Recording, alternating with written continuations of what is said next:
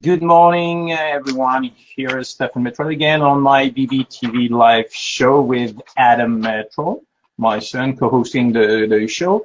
And in a few seconds, we're going to join United Kingdom at the brasserie Tin Pickle and Rum. We're going to join Nathaniel C, my BBTV ambassador over there in Great Britain and all over the world. I think it won't take long, maybe in a few seconds. Let me just check if we have Nathaniel online. Here we are, Nathaniel Schuler. How are you doing this morning? Hi, very well, thanks. It's nearly 3 o'clock here in the afternoon. Yeah, we have 9:37 a.m. here in Canada. Yeah. It's a lot of fun working in lots of different time zones for sure, you know. Yeah, I couldn't join you, because my underage son is with me today, and they won't let him in the brasserie, right? It's 21 and over. Bless him. Yeah. I'm glad he's looking a bit happier now. 24, 25 months. Oh wow, it's a fun age, that age. It really is a lot of fun. It's amazing how quickly they learn, from that age. Amazing. And they're much like you. Yeah, they have no limits. Yeah, you're not kidding. Absolutely, imagination is endless with them. Yeah. All right. Sure. Okay. Sure. So today you're at the Tin Pickle and Rum brasserie. I am. Where is that exactly in United Kingdom? Well, this is right near a little village called Ilsington. It's actually in the Dartmoor National Park, which is a fantastic place. There are a lot of sort of hills to climb, a lot of rocks. It's a very famous place. This one here is near a place called Haytor Rock. So actually, you can see Haytor Rock from parts of the garden here, and it's just amazing. It really is incredible. So and Agatha Christie, in fact, spent a couple of weeks here when she was I don't know the exact story, but we're going to come back and do another conversation here so we find out. But if you have a look in the room, let me just show you. I'm going to spin my camera around and you can see the room. It's absolutely beautiful here. Excuse the messy camera. It's on my tripod, so it's not easy to move. But you can see Agatha Christie over there, picture over there on the wall. So yeah, it's an absolutely beautiful place. The food is very good, and the staff are very friendly. So it's the kind of great place to take a little holiday or do some work. It's very quiet a lot of the time in the afternoons, which is nice when it's not tourist season. So out the back here in the back room is perfect. So yeah, it's a great place.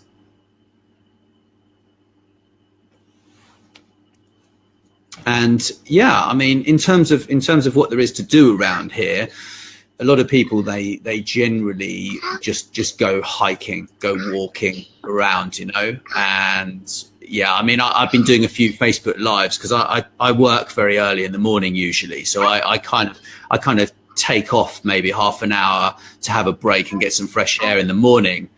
And a lot of people are really not very environmentally friendly. Let's put it like that, yeah. So it's something that I'm trying to raise a bit of awareness around, because I think a lot of people really should know about not leaving glass bottles. They should know that feeding wild horses by the roadside is a really bad idea, etc. So there are lots of different things that they're doing.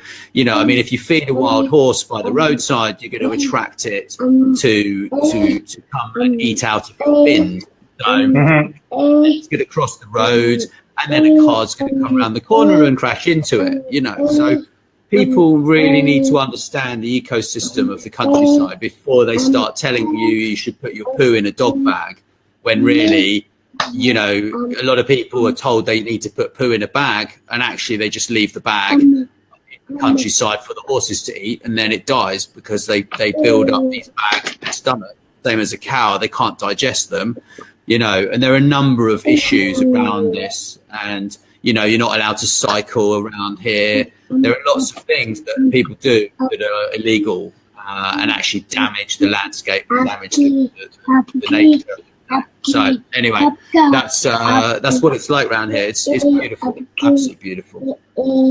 Okay, Nathaniel. Okay, so today we had the idea of, you know, talking about a little bit of yourself, you know, your project, your activities, and what led you to work on your personal branding, to magnify that aspect of personal branding. Well, that's quite a big topic, actually, that one. I mean, I think the most important thing is actually is like all things in life and in business. And I think, and in your career in particular, it's actually working out that you're not happy in the first place and you're dealing with the wrong people. A lot of the time we go through life blind and we'll go through life just accepting where we're at, and we won't take any action at all to change that. And I think the first thing is being aware that you have a problem. Yeah. Without being aware of you having a problem, you're not going to move forwards in your career. Yeah.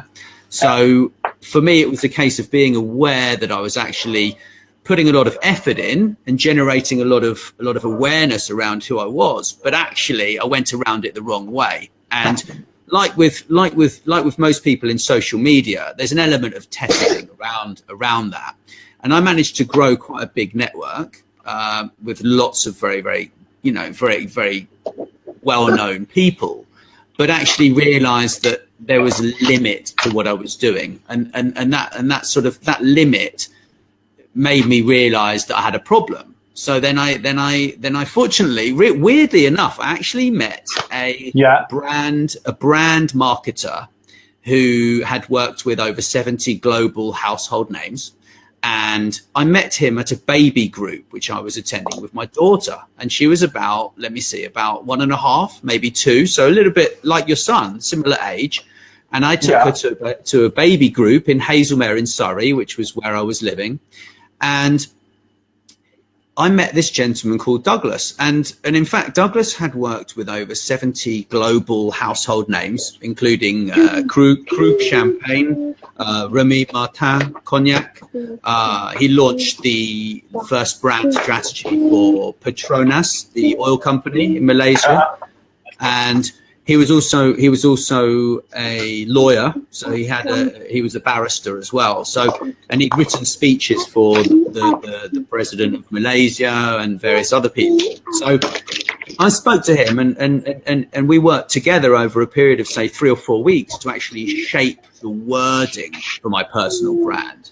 Yeah, because it's all very well having a great image, but if people then visit your website or your LinkedIn profile or even look at your CV and that does not stand in the words that actually make them want to take action, then you're wasting all that effort generating all this interest around what you do, but no one's going to do anything. They're not going to say, well, hold on a minute, let me book a 15-minute consultation because I really think you can help me. They're just going to read all your information and then go somewhere else. Or you know, you're going to have your competitors taking all your business because they're going to be more credible and have more authority in the marketplace than you do, you know. So would that be something to prepare about, you know, having some call to actions and some automation done on online? Well, I think let's go right back to before the call to action, and let's look at everything that we're saying to people, and this includes being a guest on your show. Yeah, I haven't introduced myself. I will introduce myself in a minute, and that's the most important thing, is actually covering these 3 elements. The first element is what do you do, and actually explaining what you do in words that everybody understands, as opposed to words that only people in your industry will understand. Okay, so it's what do you do? That's the first thing.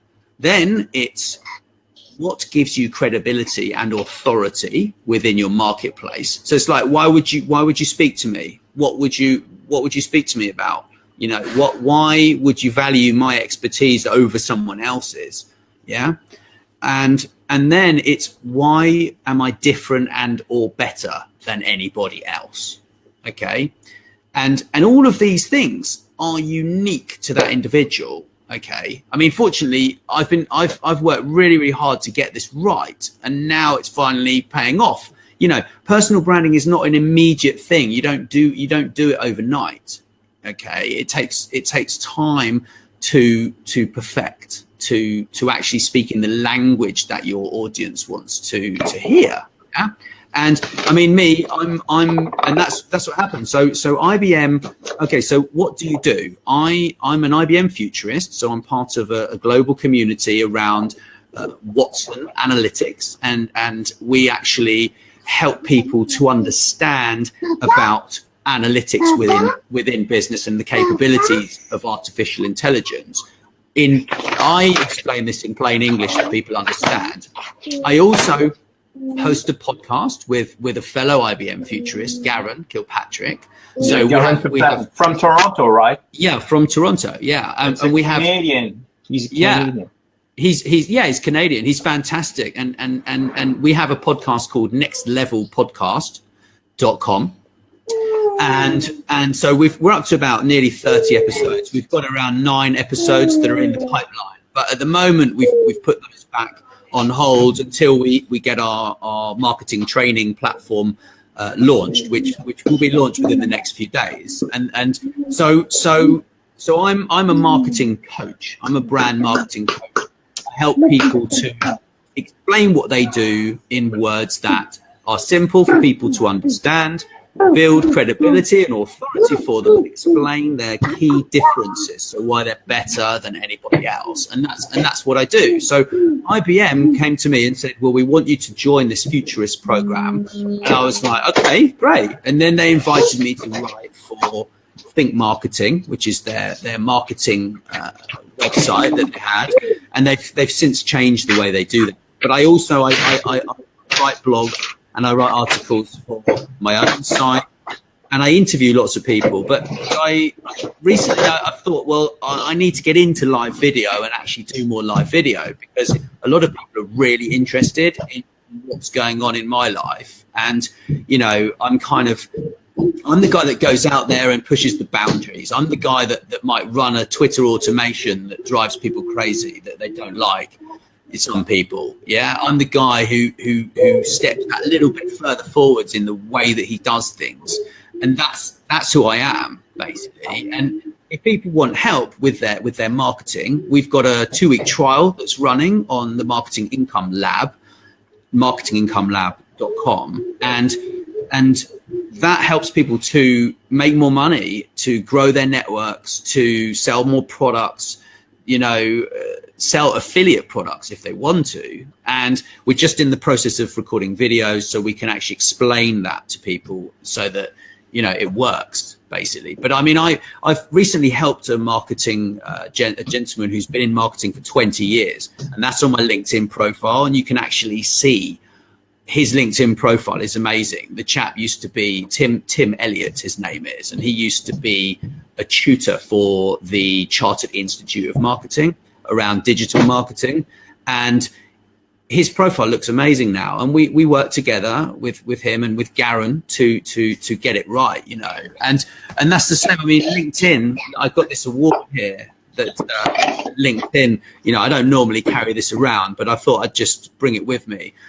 Just to show you guys, LinkedIn actually gave me this award for being one of the most widely visited profiles in the marketing and advertising space, and having a great looking profile. So it was really worth investing my time and money in getting the wording right, because now I have people who are approaching me saying, oh, I'd like to work with you, or I'd like you to help me with this, or I need you to do that for me. And Hey there, Jan. Or is it Jan? I'm not quite sure. Jan Barbosa is as an online marketer, digital entrepreneur, and he is from Puerto Rico. So they're recovering from it. That's right again. I know you're people. Hola, Juan. ¿Cómo estás? Juan. So,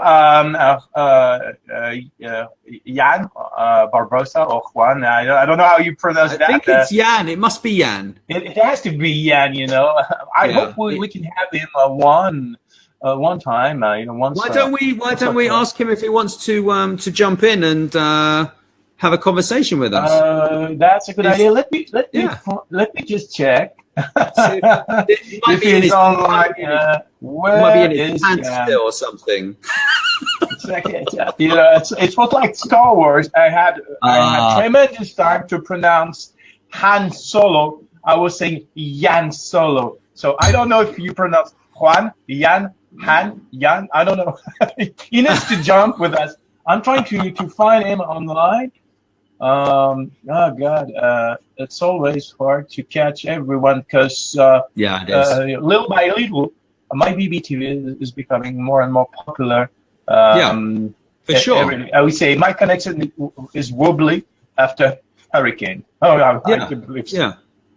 Yeah. But no, I mean, when it comes to building your personal brand, you've got a very great looking profile, I must say. I find it quite interesting because what I tend to see with people in the technology space, such as yourself, they actually do so many different things that sometimes they find it hard to actually explain what they do. Yeah.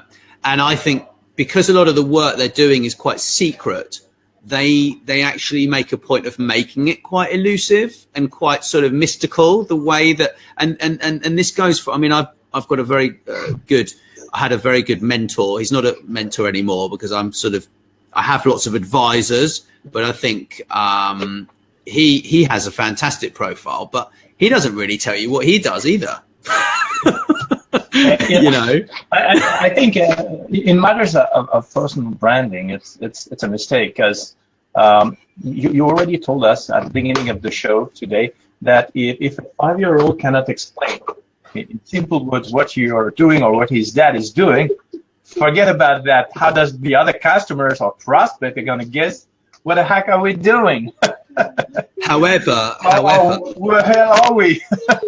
Well, I know, but the point I'm making is that it is what you make it. Yeah, absolutely. And that's the whole point. And you can be as visible or as not visible as you want. I mean, my godfather used to be the chairman of a distillery. Yeah, he took over a distillery in I think when was it? Probably around 2003 or 4, I think roughly. And he built the distillery up. He was the chairman, and they built the distillery up, and then they sold it to Pernod Ricard for like 100 million pounds, which is the largest ever sale of a distillery in the history of distillery sales so far. I might be wrong now, but this was like 2 years ago, I think they sold. And his personal brand, he does not have one online. Yeah, he doesn't have one online. Yes.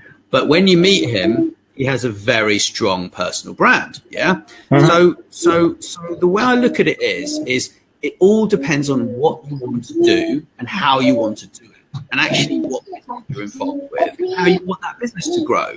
Because you build a business alongside your personal brand, or you just build a business, and it all depends on you as an individual and whether you actually want to build your personal brand or not. Yeah, I mean, we have a problem in the UK because people don't want to build their personal brand. Yeah, yes. Person to person branding, exactly, Jan. You know, but it depends on a lot of the time your upbringing, and if you are conditioned to be humble and not tell anybody about yourself. I mean, my dad, he had a brilliant, amazing personal brand, and to the people who know him, who still remember him, They know he has a personal brand still to them, yeah, because they knew what he was all about. But he used to lecture in front of a lot of people. He had 2,500 students at in London, business students, postgraduate business students, and he's 84 years old now. But back then, he was Britain's leading business management expert. And I always remember him telling me this. And this is what he used to say. So when people interviewed him, because he moved from the US, and he went to MIT, and so did his father. And, you know, yeah, Jan agrees, you know, don't sell yourself short, because at the end of the day, right, no one is going to stand up and say how amazing you are. They're just not, because 97% of the time people talk about themselves. Yeah. So what makes you think they're going to go and tell everybody about how good you are? They're not, a lot of the time, you know. So we need to be a bit more American, which, you know, I'm afraid to say I'm half American, which is great. I love being half American, and I'm just getting to know my cousins out there. Yeah. But it is about telling people, you know, I'm really good at this. Yeah. And yeah, it does. That's very true, Jan. But I also think that the personal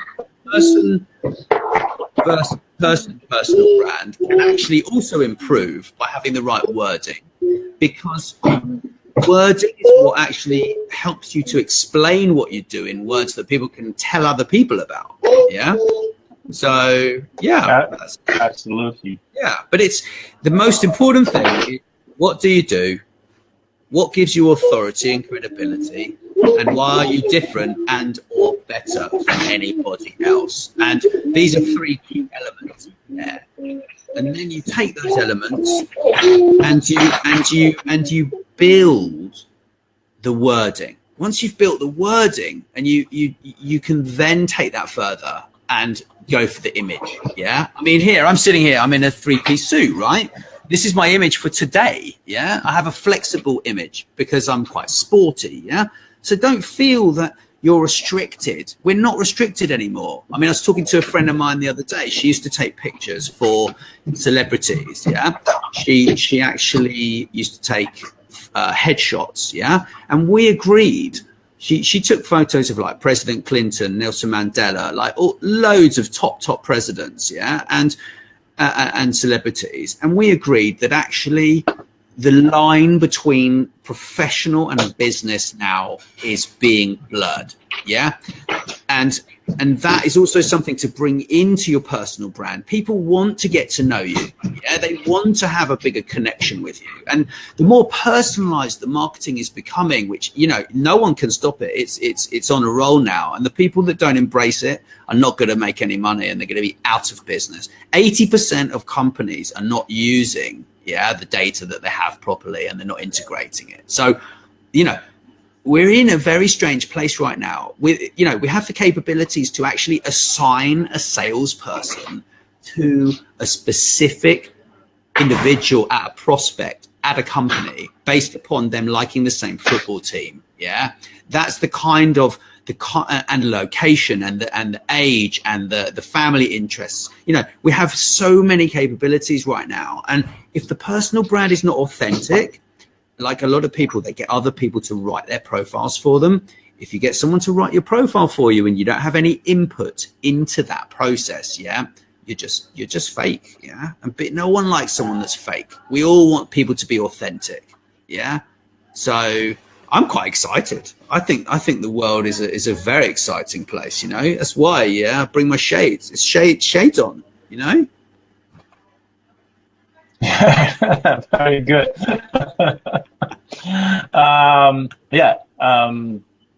This is why I was, thinking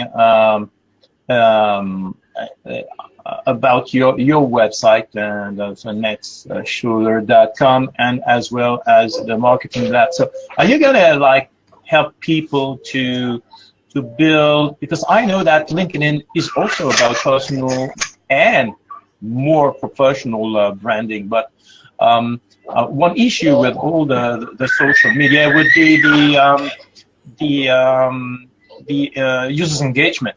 So how are you going to help people to increase their LinkedIn engagement? Because I know that on DB there is no issue about that.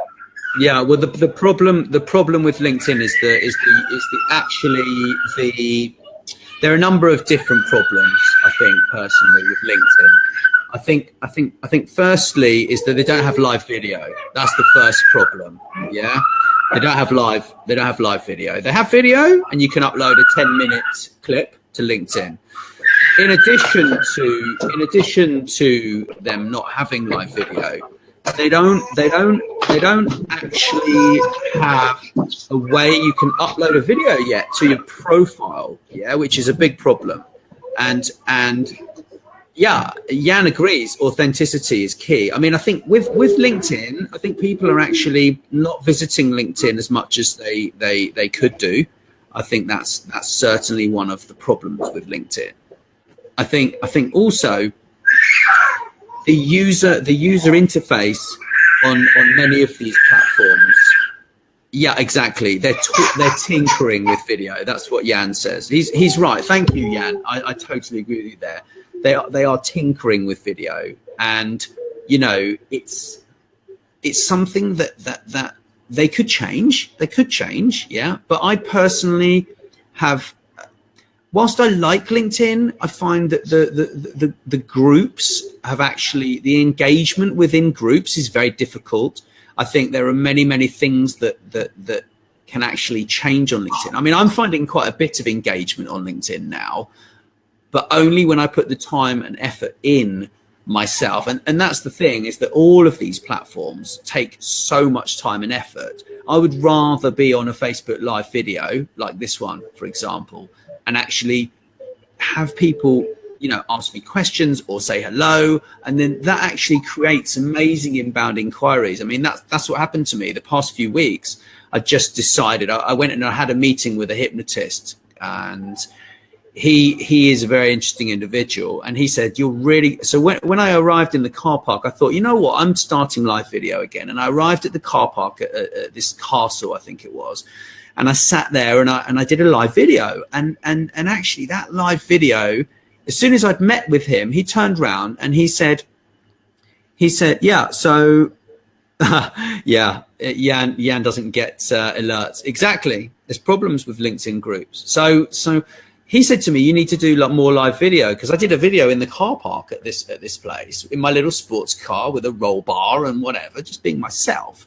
And it's like, the more you are yourself, the more people want to talk to you and do business with you, because you're just genuine, and they're either going to like you or they're not. I mean, I had someone unfriend me the other day, yeah, and he told me I was boring. This guy unfriended me. He said I was boring, right? It's like, well, do you know what? I'd rather actually get rid of people who don't want to see my stuff. I'd rather get rid of them and not waste my time actually speaking to them, yeah. I'd rather have 100 people or 1,000 people who are really like what I have to say, and then they share it, as opposed to have 20,000 people that don't care anything about what I'm saying about, you know, what I'm talking about. So yeah, that's my opinion on it.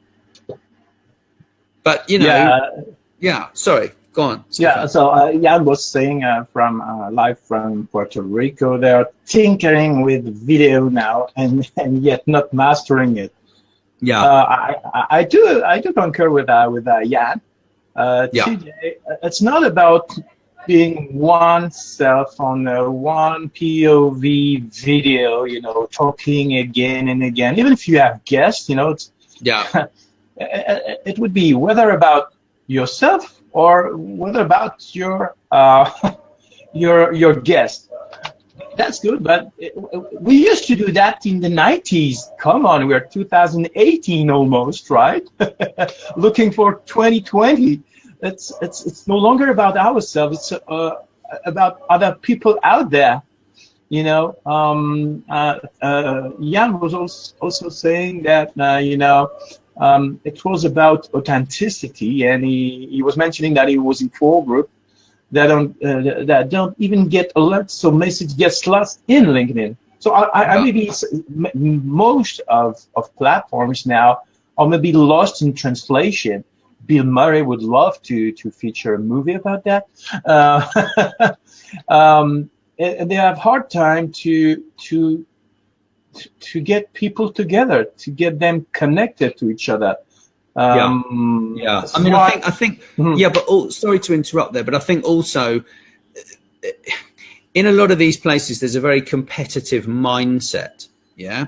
And I personally think that is actually the problem with a lot of people who are out there in similar places, or they look like they're in a similar place. You mean the positioning? The positioning? I actually mean the mindset that people have. And I think that actually the people with a competitive mindset, yeah, I don't mean competitive as in like, I really want to get this rolling because it feels great and I've got to do things quickly. I mean, people who just always watch competitors and they're obsessed with it. And I think that's a big problem with LinkedIn is our networks on LinkedIn and also the groups on LinkedIn. I have a real problem with the groups on LinkedIn. Because I mean, I'm a member of quite a few groups, and thankfully, Garen we have our own group on LinkedIn, which Garen has one that he built up, and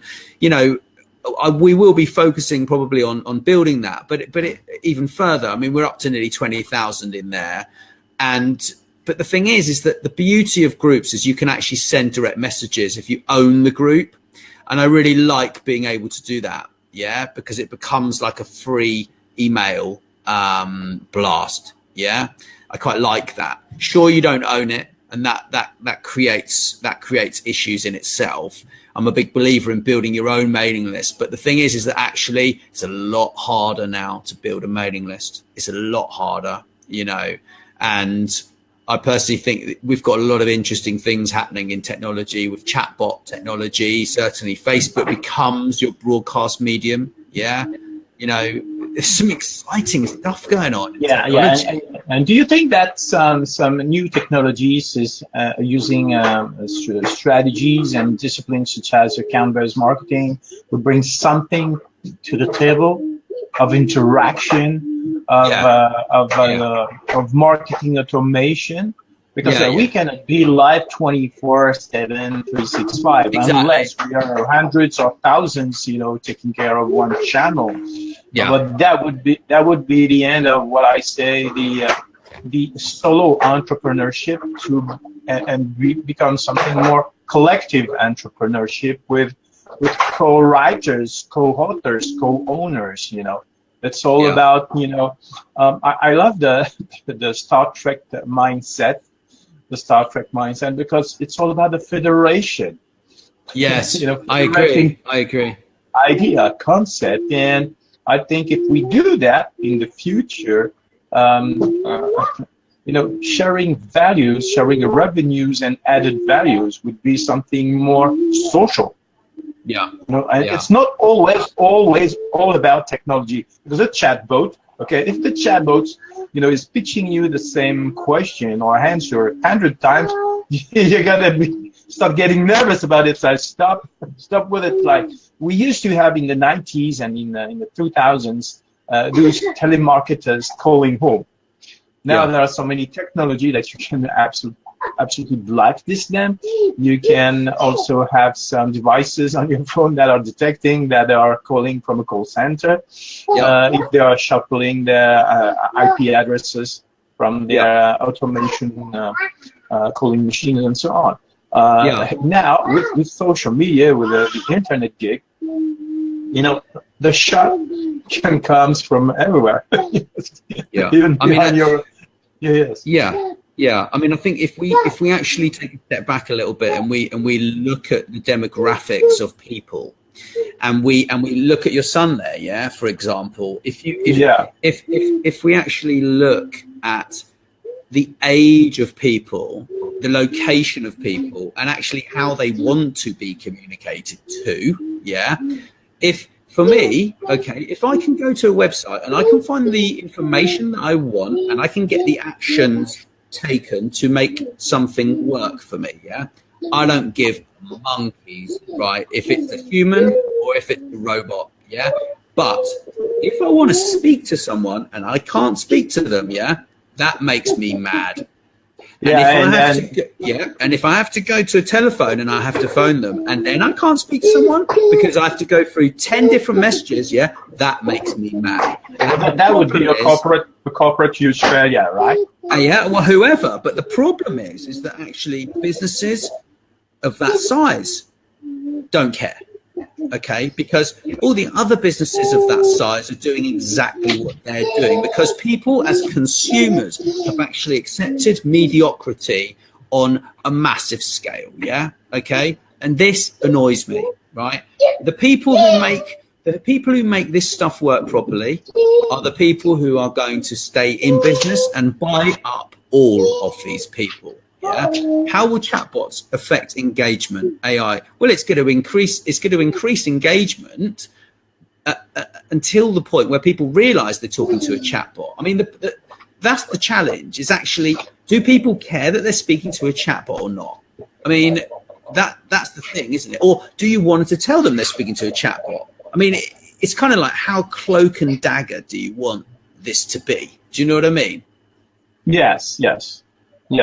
And I think if corporations do not succeed to mix the technology, because chatbot is something belonging to many social media.